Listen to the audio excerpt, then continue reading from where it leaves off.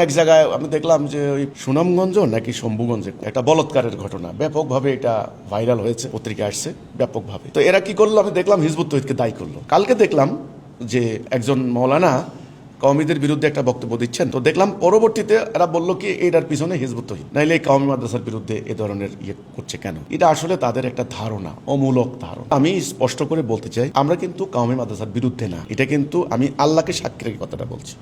আজকের এই জুমার দিনে আমি আল্লাহরের সাক্ষী রেখে কথাটা বলছি। আমরা কওমি মাদ্রাসার বিরুদ্ধে না, কওমি আলেমদের বিরুদ্ধে না। কিন্তু দুঃখজনক হলো সত্য যে কওমি মাদ্রাসার একটা বিশেষ গ্রুপ, কিন্তু এটা কিন্তু পুরা কমিয়ান না, কিন্তু একটা গ্রুপ কিন্তু লাগছে। এটা একটা সিন্ডিকেট, কিন্তু সিন্ডিকেট আমি নাম দিছি। কিন্তু এখন তারা তাদের যে সমস্ত কার্যকলাপ হচ্ছে নানান দিক থেকে মিডিয়ায় এগুলি উঠে আসছে, এটা দীর্ঘদিন থেকে চলছে। এই অসঙ্গতি, এই ধরনের মানে ভেতরে এই ধরনের বিষয়গুলি, তো সেগুলি এখন বিভিন্ন দিক থেকে এখন সোশ্যাল মিডিয়া মানুষের হাতে হাতে। আর হাজার হাজার ইউটিউবার, প্রত্যেকটা ইউটিউবার এখন চেষ্টা করতেছে তার কোন ঘটনা দিয়ে ভিউ কামানো যায়। এখন সমাজের এমন একটা ট্রেন্ড হয়েছে, নেতিবাচক খবরের ফলোয়ার বেশি, ভিউয়ার বেশি। নেতিবাচক খবর, সেন্সিটিভ খবর যেগুলা যত বেশি সেন্সিটিভ হতে পারে তত বেশি তার ভিউ বেশি হয়, ভিউ কামায়। এটা আবার ইনকাম করে তারা। তো এখন সারা বাংলাদেশের গ্রামে গ্রামে ইউটিউবার, এখন যেখানে যে ঘটনা ঘটবে এটাকে গোপন করার কোনো সুযোগ নেই কারো। এটার সামনে মানে ভাইরাল হয়ে যাবে মুহূর্তের ভিতরে, আবার নতুন করে আর তারিখ। তো এখানে হিজবুত তৌহিদের হাত আছে। এইগুলো তো মানে মিথ্যা ধারণা, অমূলক ধারণা। কারণ তারা হিজবুত তৌহিদের বিরোধিতা করেন তো দিনের রাইতে, খামোখা অনর্থক।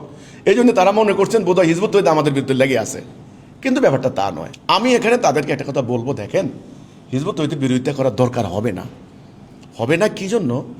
আপনাদের প্রসারিত কনসেপ্ট বা আপনাদের ব্যবস্থা, শিক্ষা ব্যবস্থা মানে কওমি মানে ব্যবস্থা, আমল আখলাক বা আপনাদের প্র্যাকটিস, এটা যদি জাতির কল্যাণে কাজে না লাগে বা জাতির প্রয়োজনে যুগের চাহিদা পূরণ করতে ব্যর্থ হয়, তাহলে এটা তো কালের প্রবাহে এমনিতেই প্রশ্নবিদ্ধ হয়ে যাবে।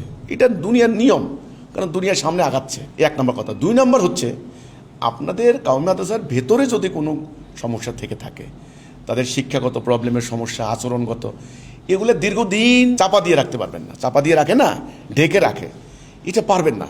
একটা সময় মানুষ আলেমল আমাদের কোনো খারাপ কিছু দেখলে এটা সামনে আনতো না, যে না এটা আল্লাহ তাআলা গুনাহ দিবে এই সেইগুলা। কিন্তু এখন আর মানুষ কিন্তু এখন অসংখ্য ঘটনার মধ্যে এখন আর চাপা দিতে পারবেন না। সেজন্য আমি বলি কি, বরং আমি আপনাদের কল্যাণ চাই। আমি বলি, আসেন আমরা একটা জায়গায় একত্রিত হই।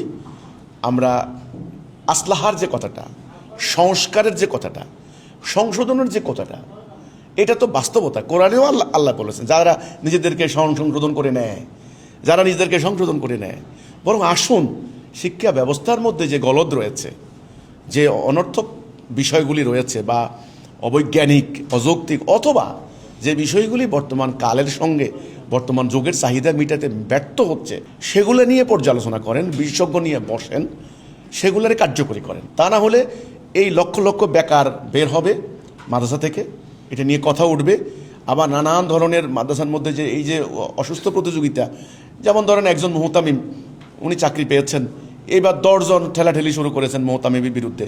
ওনাকে কিভাবে মাদ্রাসা থেকে বের করা যায়, ওই বেচারা রেখে মানে একেবারে তাকে নাস্তানাবুদ করে দেওয়া হচ্ছে। মেন কথা হলো এই পোস্টটা খালি হলে আরেকজন ঢুকতে পারবে। এইটা কিন্তু যেমন একজন মসজিদের ইমাম সাহেব, ওনাকে তাড়ানোর জন্য কি যে করেছে।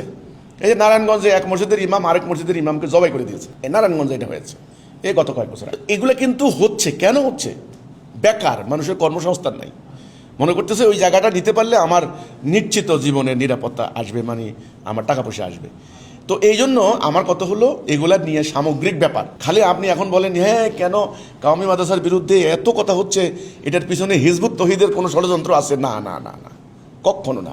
হিজবুত তৌহিদের কোনো মানে তাদের শ্রম, মেধা, শক্তি কওমি মাদ্রাসার বিরুদ্ধে লাগার জন্য নয়। আবার বলছি, আমি আল্লাহকে সাক্ষী রেখে বলছি, কওমি মাদ্রাসার বিরুদ্ধে লাগার জন্য কোনো মাদ্রাসা না। আমরা দাঁড়িয়েছি আল্লাহর দিনটাকে কায়েম করা। আমরা মনে করি আল্লাহর দিন, আল্লাহর কোরআনের বিধান যদি কায়েম হয় রাষ্ট্রে, তবে এই সংকটটা থাকবে না।